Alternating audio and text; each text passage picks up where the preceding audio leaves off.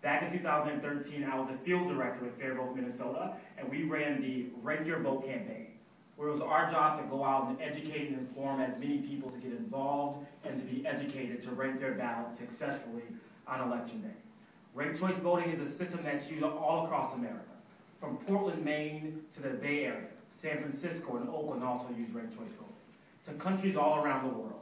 Here in Minneapolis, it was first adopted in 2006, where voters overwhelmingly voted to change our election laws. It was first used in 2009. In St. Paul, it was first adopted in 2009 and then used in 2011.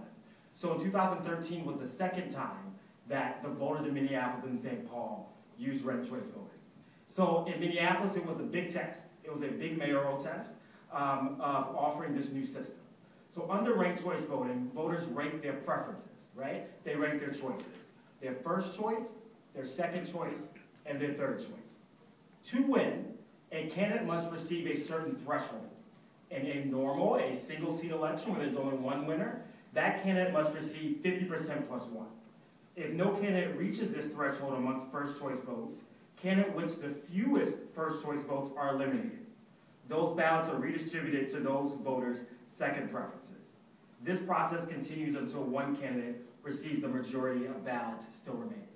Now, why do we make this switch? Why do we make this switch to ranked choice voting? Now, I'm going to talk about 4 big issues and touch on them very briefly. One, and I think what's near and dear to my heart, is that ranked choice voting eliminates the high cost, low turnout, unrepresentative primary.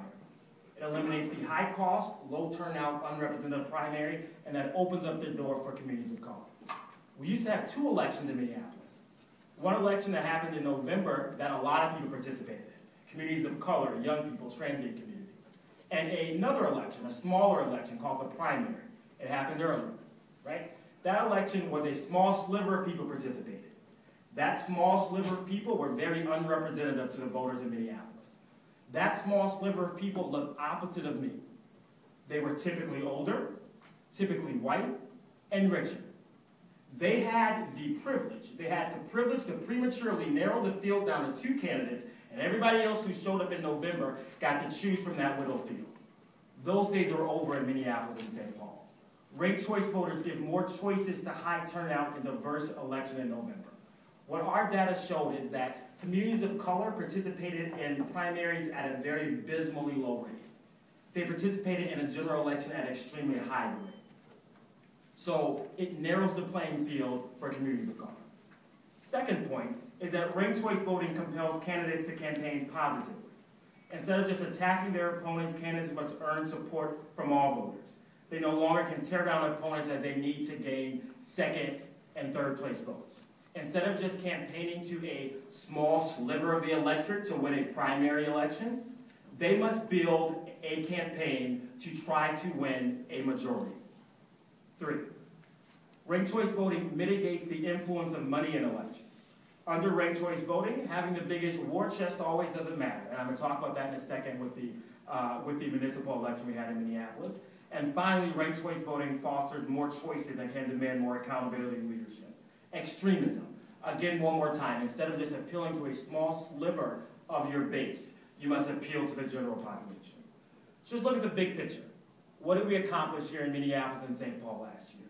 Without that high cost, low turnout, unrepresentative primary, we had a wide open election. For the first time in decades, the Minneapolis mayoral race, voters were given the option of different political persuasions. Let's talk about some numbers, some data here.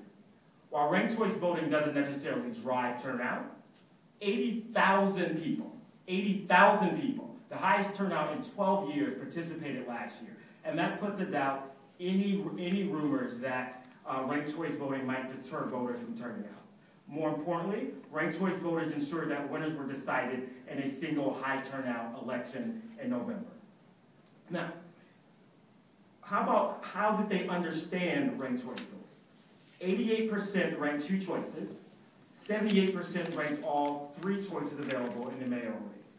This was true across all income levels, education levels, ages, and races. Strong majorities of voters in lower income and highly diverse wards, 5 and 9, ranked at least 2 candidates. 85% of all voters found ranked choice voting simple to use. including 82% of voters of color and 81% of voters without an education, college education. This puts to rest any concerns that communities of color and those less educated will find ranked choice voting difficult. In addition to understanding it, voters like it. A solid majority of voters, including more than 2/3 of voters earning less than $50,000, want to continue using ranked choice voting. By all measures, the Minneapolis mayoral race was the most civil this city has ever seen. All reports that are coming out call this the most civil election. Now, finally, we saw that grassroots coalition politics trumped money, as I said I was going to mention. In Minneapolis, the winner of the 2013 mayoral race was Betsy Hodges. She was outspent 2-1 by her closest rival. Now, some detractors of ranked choice voting may claim that a high number of candidates in a Minneapolis recent mayoral election was an inherent flaw of ranked choice voting. This is untrue. The city of Minneapolis has already begun to work to increase the filing threshold for future elections to ensure that a reasonably sized slate of serious candidates who can mount an organized campaign, and FairVote Minnesota supports that. I began with FairVote Minnesota after being on several campaigns, including serving as a campus director with Minnesotans United and organizing. I started as organizing for Barack Obama in Milwaukee, Wisconsin. What I've always organized around is greater access to the democratic process and getting new, young, and communities of color organized, registered, and fired up and ready to vote. While the old system in Minneapolis, in effect, limited the voices of these communities, ranked choice voting seeks to amplify them. Ranked choice voting seeks to amplify them. Now, ranked choice voting doesn't remove all the ongoing barriers to political participation faced by poor voters, student voters, and voters of color. It's a step in the right direction. While the old municipal primary system left the calling of candidates to a tiny majority, ranked choice voting opens it up. Thank you so much for your time, Commission. I'll be here to answer some questions. Thank you very much, Mike. That was very